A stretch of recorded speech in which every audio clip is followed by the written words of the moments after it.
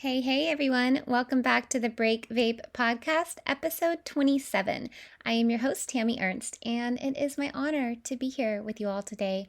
I hope you guys are doing well. I am a little jet lagged, to be honest, so please forgive me if I sound a little rough. I'm in Paris, France at the moment, and I'm recording this episode from my hotel room because I'm thinking about you guys, especially those of you who are hiding vaping, like I used to do as well.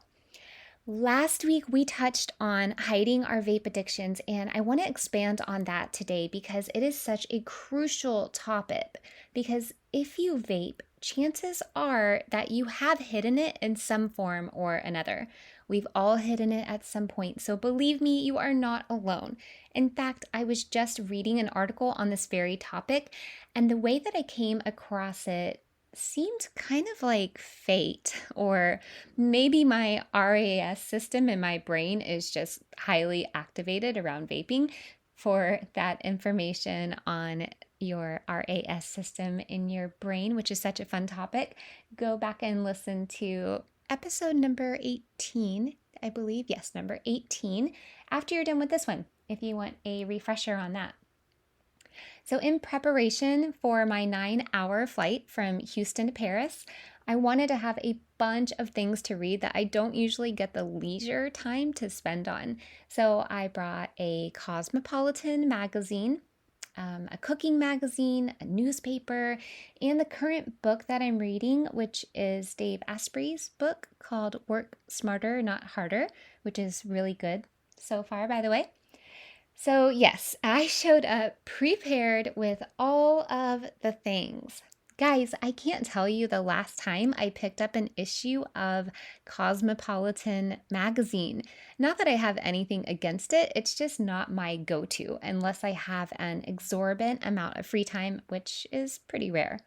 But as fate would have it, there was an entire article about why adult women are hiding vaping. So if you're listening to this later on and not in real time, this article is from April of 2023. And if you happen to be a dude, go ahead and listen to this episode to the very end because some of the concepts will apply to you and maybe to some of the women in your life as well.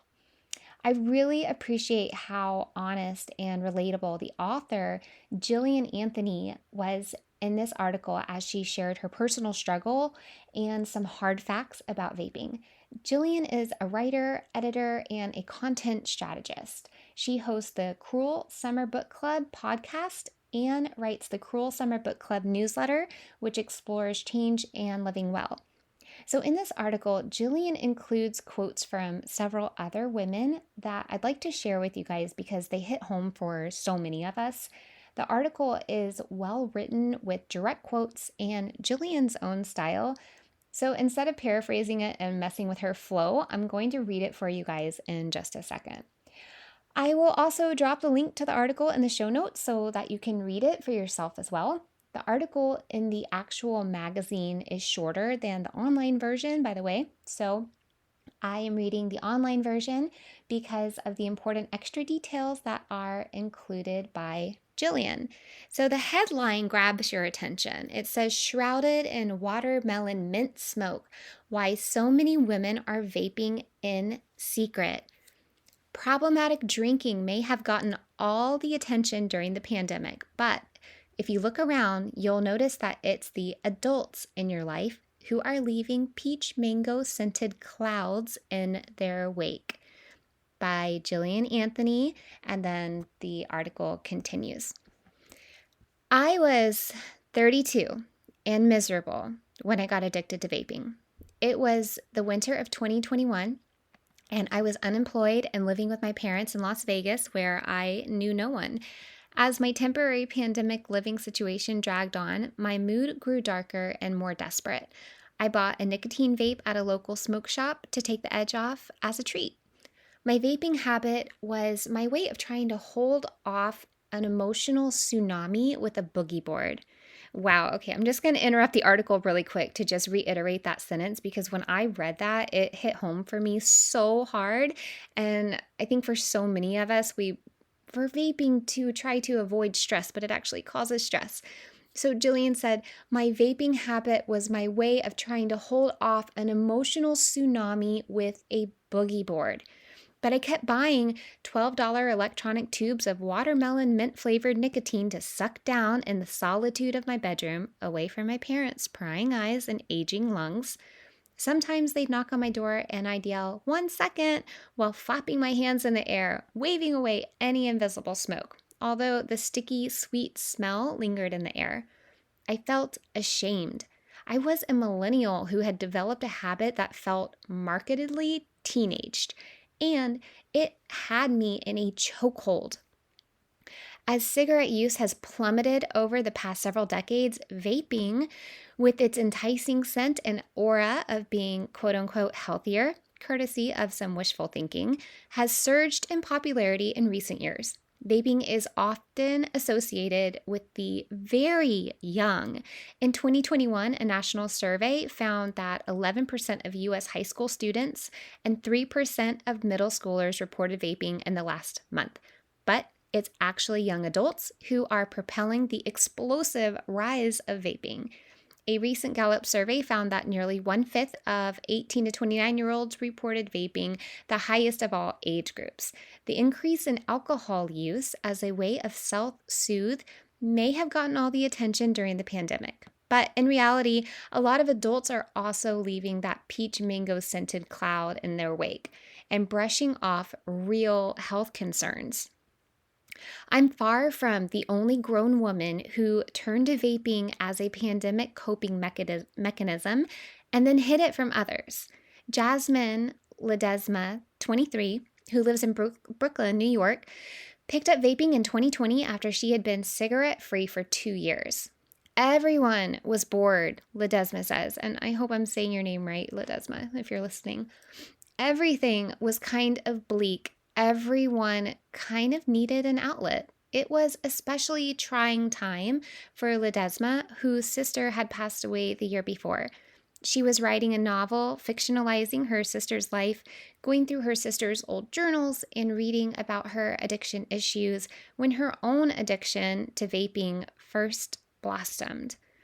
At first, she liked the way vaping made her feel and how it got her past her writer's block.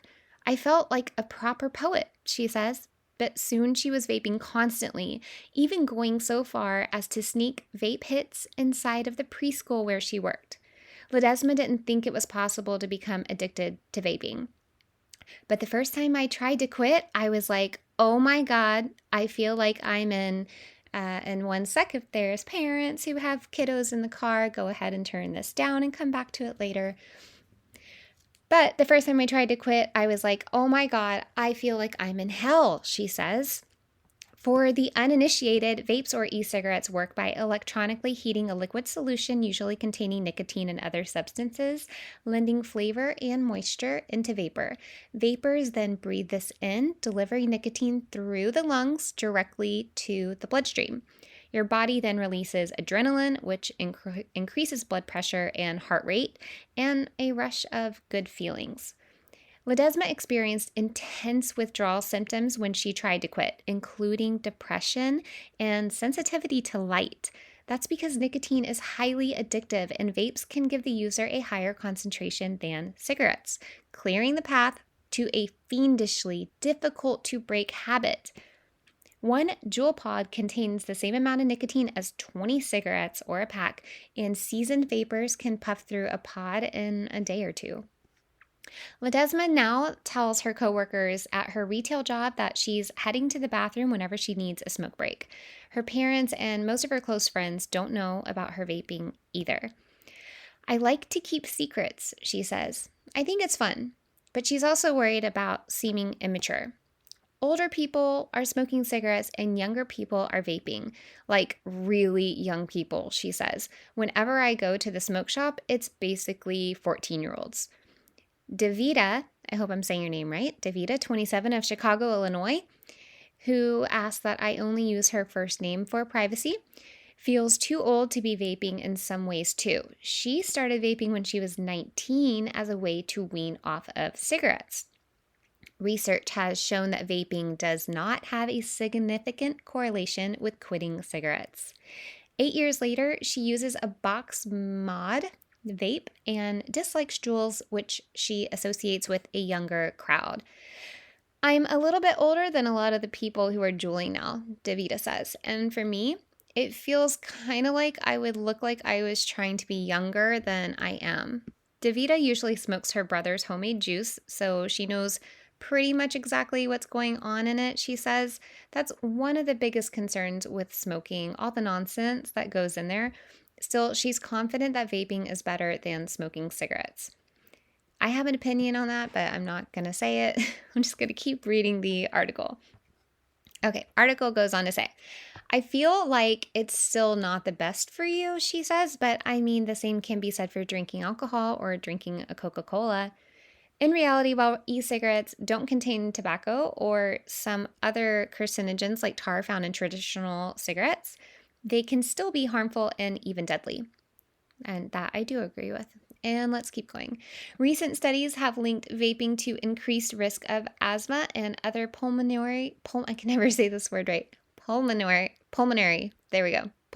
diseases, and nicotine itself can harm our cardiac systems. There are still a few studies on the long-term health effects of vaping, so doctors are wary of giving it the green light, even as an alternative to smoking. Many of the women who vape, including me, are well aware of the health risks as they inhale. Vaping ingredients aren't firmly regulated, and a 2021 study found that both caffeine and pesticides in tested vaping liquids and aerosols, including Juuls. But facing the world head on sometimes seems like an impossible alternative. I really like that sentence too, that Jillian writes. She says, but facing the world head on sometimes seems like an impossible alternative. Ashley, a 35-year-old pharmacist in Ohio, started vaping a mix of THC and CBD to escape the postpartum anxiety and depression she experienced after the birth of her third child, her second born during the pandemic. After self-medicating with alcohol following kid number 2, she stopped drinking in June of 2021. She hadn't smoked weed since college, but she felt she needed something to help dull the intense pressure of pandemic motherhood.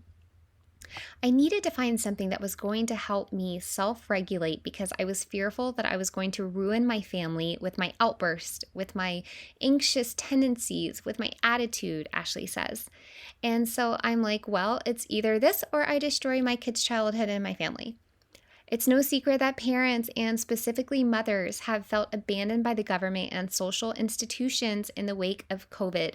So it should be no surprise that overstretched moms who are now grappling with the endless wave of illness that accompanies a tripledemic will grasp on to any latch-ditch survival tool that they can. When Ashley has a rough day, she'll retreat from her family, take a hit, and then return calm and collected for the evening.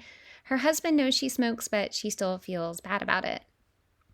I feel shame because I should be able to handle it all, Ashley says. As a mother, I should be able to take care of everybody, show up for everybody, not to have any needs and make everybody happy at home and also do my job well. So the fact that I'm failing there makes me feel shameful. That's why I smoke in the bathroom, because I'm squirreling away my habit. It's perhaps not shocking that many of the women I spoke with for this story used vaping, despite its own perils, as an off-ramp from other addictive substances and destructive coping mechanisms. Claire, a 42-year-old in Evanston, Illinois, also gave up drinking 2 years ago in the midst of the pandemic. But she continued to periodically vape THC, even though she was well aware of the hazards. You're probably just like melting plastic and then basically pouring it into your brain, she says. Still, she bought a chic and discreet disposable Bebo, I think that's how you say it, Bebo pen that is rose gold, which happens to be my favorite color, and costs $70. It's easy to take to concerts for some recreational fun, although the moms in her circle generally prefer THC gummies, or to take a quick hit off of upstairs before doing housework or a creative project. Sorry if I'm butchering that sentence, guys. I'm just reading the article directly. I've always had a very ambivalent relationship with my pot use, Claire says. I'm not proud of it, but I haven't cut it out yet. But I did stop drinking, and so part of it is like, well, I took care of that, and I'm going to need this a little while. I guess she's saying I'm going to need this a little while longer. I finally kicked my vaping habit through 6 months of sobriety. At the start of 2022, my cravings eventually subsided enough for me to stop having a visceral physical response when I saw any colored cylinder that vaguely resembled a vape. I was enamored with a lot of chapsticks and markers for a while there, but if I'm being honest, I still dabble. And if I'm being really honest, I opened up a brand new vape immediately after I did an interview for this story where I learned that smoking can make your teeth fall out. It's understandable that, of all people, it was adults with their responsibilities and world weariness who needed a little something extra to get through the ups and downs of life, especially during these unprecedented years. Some use vaping as a coping tool. Others use it as a form of harm reduction. Meanwhile, many of us find that vaping is one of the hardest things to give up for good, even if our cognitive dissonance keeps our habit in the hiding. If I know someone doesn't approve of smoking, I won't vape around them, Davida says. As far as feeling ashamed, it's only to the extent that it's so dorky, nobody looks cool vaping. And I just want to reiterate from the end of this article, just the last paragraph that is not the very last one in the online article, because I think you have to just maybe subscribe to read the rest of the whole thing. But the last article in the actual magazine, so Jillian says, I kicked my habit through 6 months of sobriety in 2022 when I decided I needed a major lifestyle change. My cravings eventually subsided enough for me to stop having a visceral reaction to any colored cylinder that vaguely resembled a vape. But here's the part that really got my attention. She says, but if I'm being honest, I still dabble. And if I'm being really honest, I opened a new vape as I was working on this story. Oh my goodness, Jillian Anthony, thank you so much for your honesty. I really appreciate how open and honest Jillian is. And that's the end of the article. So, Jillian, if you're ever listening, thank you so much for sharing your story, because there is a giant community of people in the world right now who are hiding vaping and experiencing a shame spiral because of it. Guys and gals, if you are hiding vaping in any sense, just know that you have the power to quit and that you are not alone. So get on social media support groups, talk to someone about how vaping is showing up in your life, and face the fact that you want to quit vaping head on so that you don't have to hide it anymore. Do you really, really want the results of a vape-free life? If so, just email me your name and say, I want results. And then we can go from there. We'll chat about how vaping is affecting your life and how I can help you with my proven strategy-based coaching program to get you vape-free for good in just 4 weeks. That email address is hello@breakvapes.com. That's hello@breakvapes.com. You guys, my friends, take action on your vape-free future this week, and I will see you on the next episode. Until then, cheers to your health.